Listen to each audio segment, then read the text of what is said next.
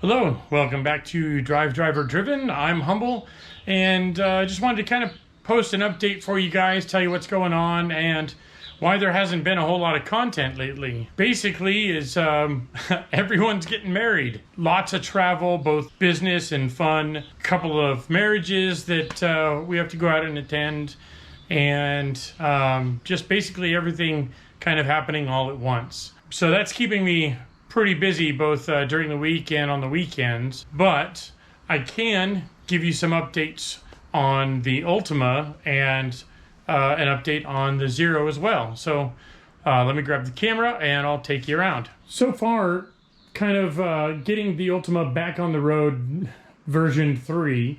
So everything's back together. I've taken it out on several drives, and in fact, a couple weeks ago, we did the Breakfast Club Rally British Steel event. Since it's a British car, I figured I'd participate. And just a couple things of note. First off, the Breakfast Club Rally, super hospitable.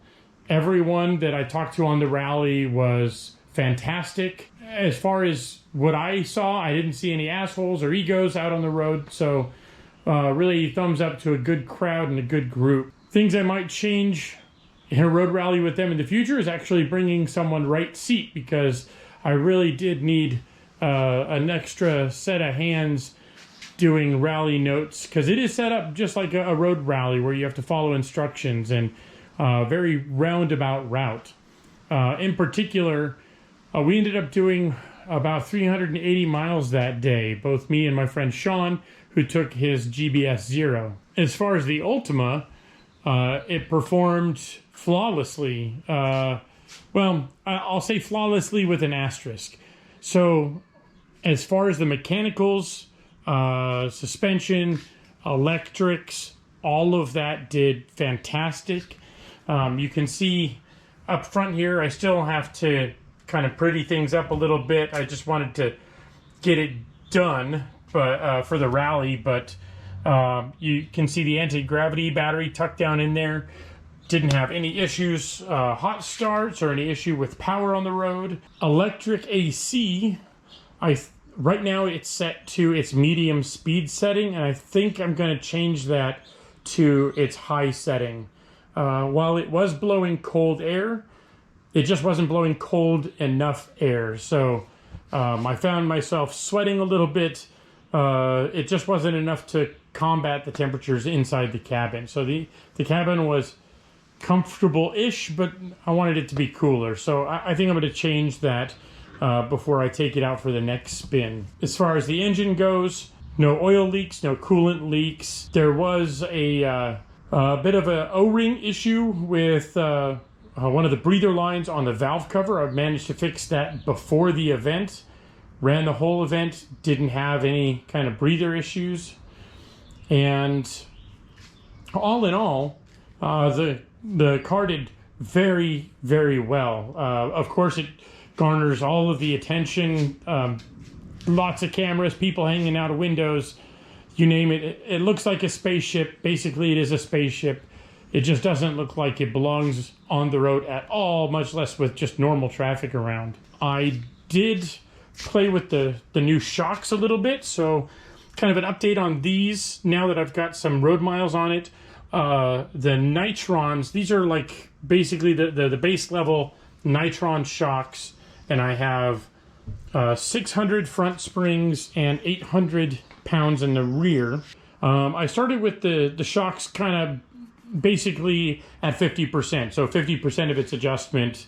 I can't remember what the number is offhand, like 14 or 21 or something like that, but I basically set them off at half all the way around, and it was definitely on the soft side.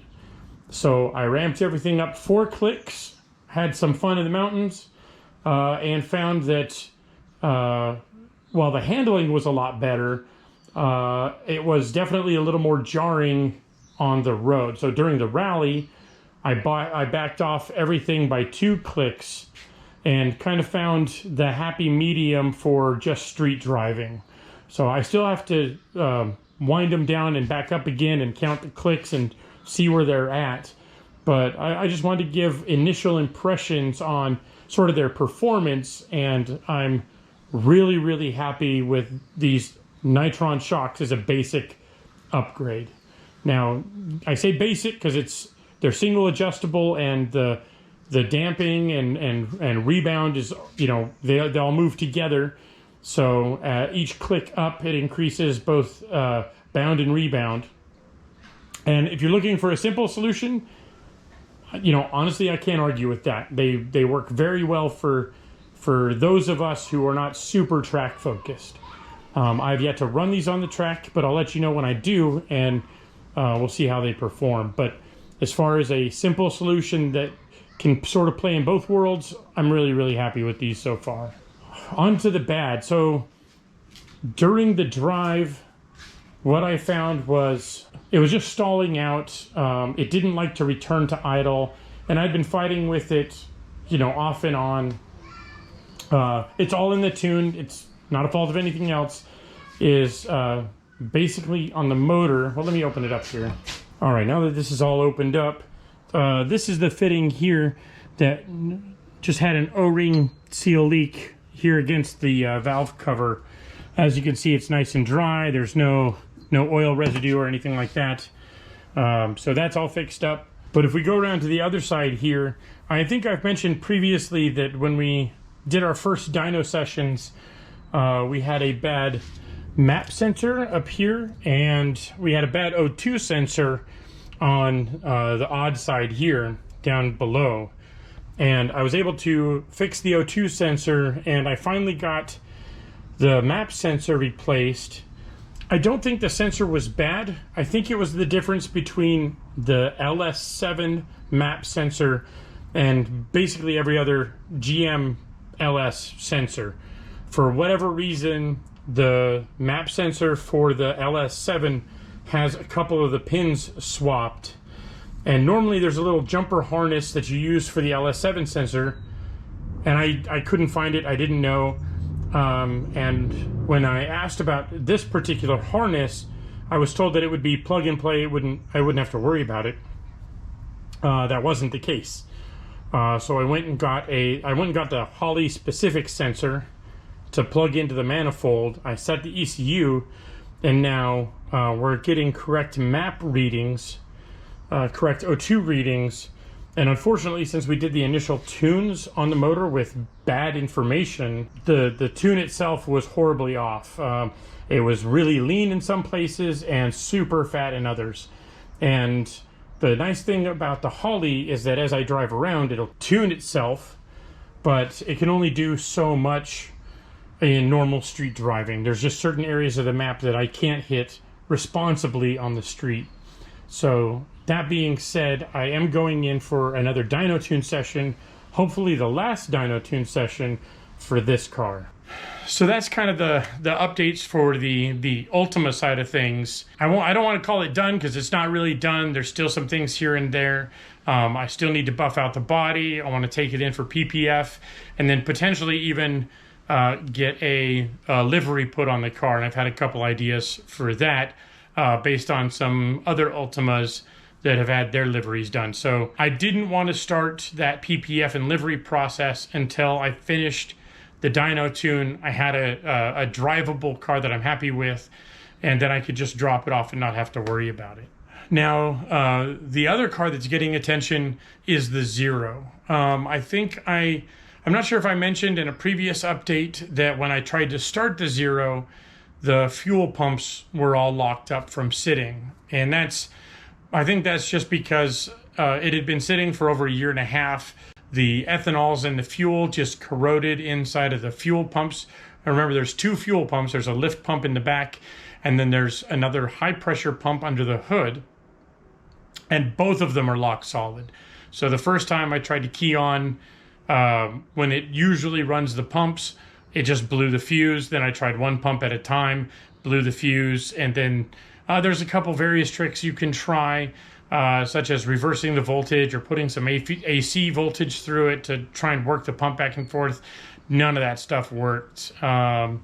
And so, you know, even trying some fresh gas in there and or heat or whatever, octane booster, nothing I was trying to work. So I've got some new pumps to throw in, and that's kind of where the Xero is at. So if we look down in here, this is our sump tank, and this is our primary fuel pump inside of there. It's just like a 1 liter surge tank. That one's locked up. I'm gonna have to pull this whole assembly out and swap that pump out.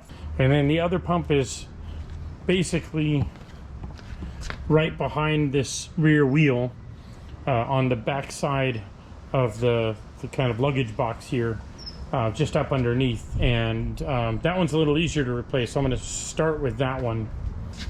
And then they're just some brand new Walbro pumps, nothing crazy, just what was in there before. And then as you can see, the whole car is just dusty from sitting. So once I get the fuel pumps replaced, and well, I'm going to cycle the engine without fuel first, get oil pressure, start it back up again, warm it up, get the fluid cycled through it, it'll be more or less good to go. Another thing of note is I think this is the stock NB Miata master cylinder for the brakes, and it is just not enough for the massive, you can kind of see it through there, the massive ATR brakes that are on the front of this thing. And between the ATR brakes and the sports, the larger sports rear calipers for the Miata, it just can't push enough fluid. So your first pump goes almost to the floor, and the second pump you get some pressure in the lines. I've checked and there's no leaks.